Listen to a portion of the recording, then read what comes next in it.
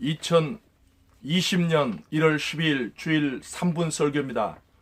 새해 기분이 벌써 지나가신 분이 있습니까? 다시 새로움을 유지하시고, 지난주 특별 기도의 저녁에 받은 말씀, 에스라가 민족적 문제를 놓고 기도할 때, 회개 기도할 때 눈에 생기가 돌듯이 우리 서울비전교 성도님들 2020년 어디를 가서나 기도로 눈에 생기를 잃지 않는 우리 멋진 성도님들이 되시고, 그런 한 해가 되시기를 바랍니다. 사람은 마음에 많은 사람을 담아가며 살 수 있습니다. 좋은 사람, 잘해주었던 사람, 따뜻한 사람도 기억나지만, 오늘 말씀은 마음 아픈 사람, 자신을 다치게 했던 사람, 자신에게 상처를 주었던 사람이 마음에 담겨있지 않는 사람을 소개합니다.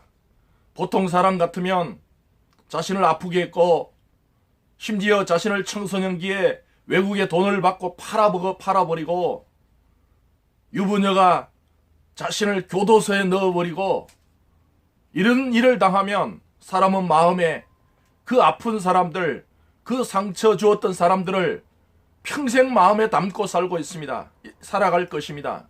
어쩌면 그 사람을 다시 만나기만을 기다리며 복수의 시간을 기다리는 게 세상 드라마의 이야기입니다. 그러나 오늘 말씀은 전혀 자신을 마음 아프게 했던, 상처 주었던 사람이 마음에 담겨있지 않는 특이한 사람을 소개합니다.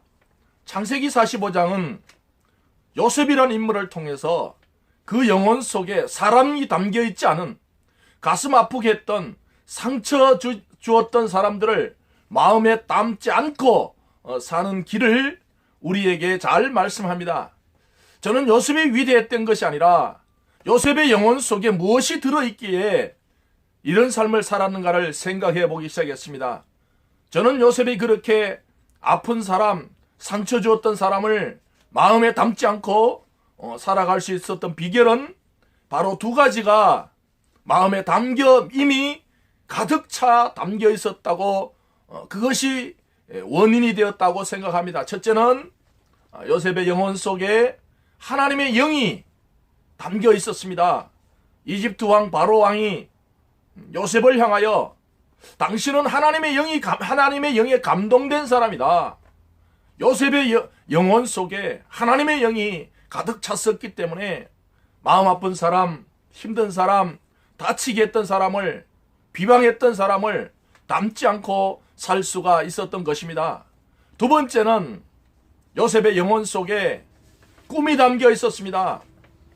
요셉은 어린 시절부터 하나님이 그 마음에 비전을, 꿈을 담아 주셨기 때문에 사람을 담지 않고 살 수 있었습니다. 요셉은 오늘 45장에 보시면 형들을 향해서 이렇게 말합니다. 나를 이리로 보내신 이는 당신들이 아니요 하나님이시라고 말합니다. 하나님을 마음에 담고 있는 사람, 하나님의 영을, 성령이 마음에 가득한 사람, 하나님의 비전이 가득한 사람은 더 이상 사람 이야기하지 않습니다. 형들이 나를 팔았다고 여기 온 것이 아니라 하나님이 내 인생을 인도하신다는 확신에 찬 요셉의 인생을 우리도 한번 살아봤으면 합니다. 교회에 오셔서 저와 여러분들의 심령 속에 하나님의 영을 가득 채우십시오. 하나님의 비전을 가득 담아 가십시오.